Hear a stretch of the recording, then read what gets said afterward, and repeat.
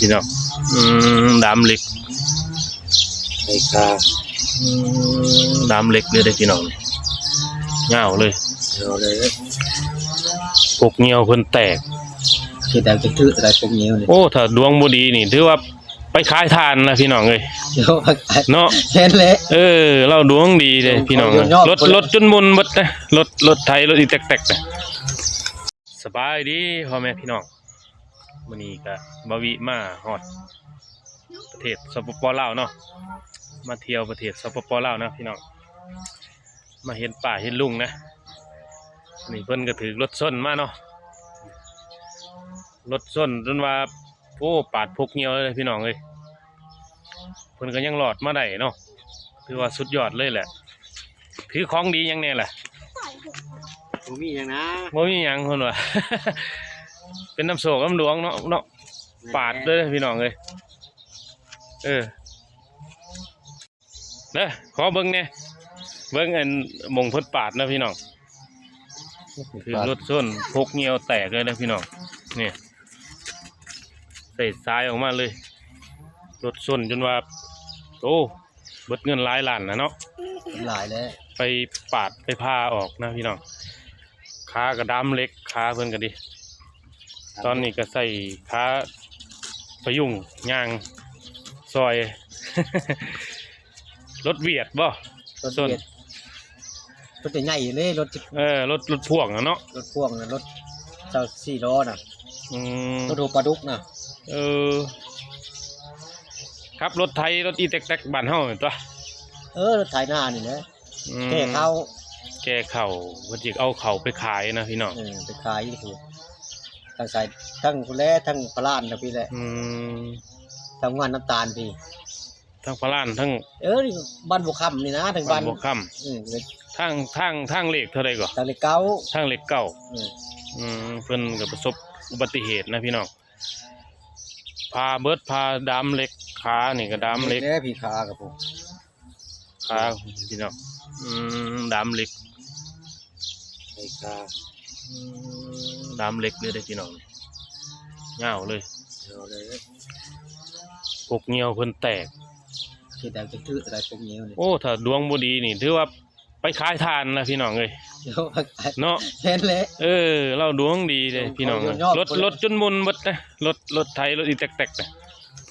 จักเอาแต่จักก็ไปแต่จักเพิ่นว่าตีนก็ไปแต่ตีนโอ้เฮินก็ไปแต่เฮินบ่โค้งมันลอยอยู่กลางถนนโอ้โค้งมันกับตีนบ่อยู่นํกันตะโค้งน่ะลอยอยู่น่ะโอ้เนาะเขาเห็นคลิปโอ้ต้องถ้าได้เบิ่งคลิปที่ว่าตอนส้นเพิ่นนี่เฮ้ยบ่รอดนะผู้ใดก็ว่าบ่รอดนะรอดหมดประเทศกันยังประเทศไทยกันยังว่าบ่รอดประเทศไทยเพิ่นก็ยังว่าบ่รอดเนาะโอ้ตายคนบ่เห็นคนบ่เลอเขาว่าคนนอนอยู่ข้างตีนรถเลยเนาะตีนรถเลยนอนแต่ว่าบังเอิญหมอน้ำมันแตกบ่คือจังได๋หม้อน้ำแตกมันบ่เกี่ยวน้ำมาแห้งหม้อน้ำมันเกี่ยวแล้วมันต่ำแล้วเนาะมันก็แตกเขาจะบ่ได้ไปหม้อน้ำมันต่ำเฮาแล้วจังได๋นั่นน่ะมันขี่มันเร็วกว่าน้ำมันขี่มันกองเขามีดิเขาจะไปเลยแล้วมีกล้องหน้ารถนำเนาะกองวีดเขาจะไปเลยนะหม้อน้ำเขาแตกกว่านี้นะเขาจะไปแล้วเขาจะหนีแล้วแต่หม้อน้ำเขาแตกกับตำรวจเขาก็มันนะเขาก็มาแล้วเนาะถ้าหม้อน้ำมันแตกก็นั่นไหนมันต่ำมาแล้วหม้อน้ำมันจะแตกมันจะไปหน้าเลยนะ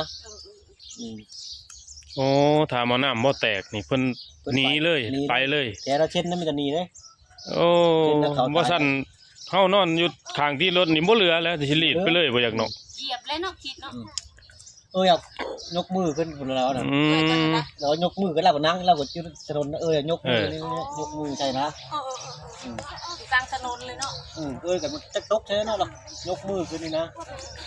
โต๊ะไหนโมหูโต๊ะเลยโมหูแล้วเขาก็หามโมหูจักเลยมันแตกปะแตกเลยยิบปะหัวก็แตกโอ้ยิบหัวนั่นพี่น้องรอดเลยทีนี้รอดมุดได้แถวหลังนี่นะรอดเนาะตรงแถวนี่นะมันก็บ้าแม่เบิดเลยมีตบาดตะแปบแถวหลังแถวพวกนี้เบื้องรถเองนะโว้นี่แหละบาวีก็ได้มีโอกาสสัมผัสเพิ่นนะพี่น้องญาติพี่น้องของบาวีเองเนี่ยประสบอุบัติเหตุเนาะรถส้นรถพ่วงนะพี่น้องแต่เพิ่นยังหลอดชีวิตได้โอ้ปาฏิหาริย์ เจ้าว่าอยากถามของดีนะเพิ่นว่าบ่ได้ถือหยังนะเพิ่นว่า บ่มีหยัง เออเนาะ เป็นน้ำโดงน้ำหยังแม่เนาะ แห้งวันนี้นะ นี่เราก็ประสบอุบัติเหตุถูกรถชน ดีแล้วบัดนี้ แต่ว่าก็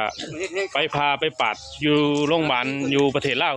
เนาะ ฝ่าย50ฝ่าย เวียงจันทน์ขึ้นเวียงจันทน์พี่ เวีย น้ ง อง จันทร์สวรรค์ก็ไป เพิ่นก็เอาได้ รับ เห บ่ มือ ได้ นกันอยู่สวรรณเขตรับบ่ได้เหรอ รับบ่ได้เพิ่นส่งไป อ๋อ แม่นบ่เราคืนน้อยได้เดี๋ยวนี้นะ เรื่องนั้นได้ เนาะซ้ำนี่บ่ปอกนึงนะจังว่า นี่แหละบาวีเองก็ได้มีโอกาสสัมภาษณ์เพิ่นเนาะบาวีเองก็มีโอกาสสัมภาษณ์เพิ่นนะพี่น้องประสบอุบัติเหตุรถชน เป็นไปทางนั้นเนาะต้นกระโต ต้นกระโตมีแต่บาดแต่แผลนะพี่น้อง ยังบ่เยอะนั่นน่ะ อืม ตัวพวกนี้มันบ่เหนียวยังบ่แห้ง พวกเงี้ยวเนี่ยแบบว่าเจาะสายออกมาเลยนะพี่น้อง แต่มันยังบ่จังแห้งมันปกตินะ เพราะว่าพวกเงี้ยวแตกเงี้ยวก็บ่ได้ต้องใช้สายแง่ เห็นบ่ทันนะเรียบร้อยเห็นบ่ ถ้าเอาบ่ทันนี่ตายเพิ่นว่าแต่ว่าเพิ่นก็มีชีวิตรอดจนได้นะพี่น้องสำหรับคลิปนี้ก็อย่าลืมฝากกดติดตาม เป็นกำลังใจให้บาวิเด้อเลยทำคลิปต่อเนาะอันนี้มีโอกาสได้สัมภาษณ์ป้าลุงนี่แหละ ของบาวิเองประสบอุบัติเหตุเนาะก็ยังนั่งได้ถ้าเป็นคนอื่นเนี่ยขอยว่าบ่เหลือแหละรถมุนเลยนะพี่น้องรถกระจุยกระจายเลยนะสำหรับคลิปนี้ก็ขอลาไปก่อนเนาะสบายดี ได้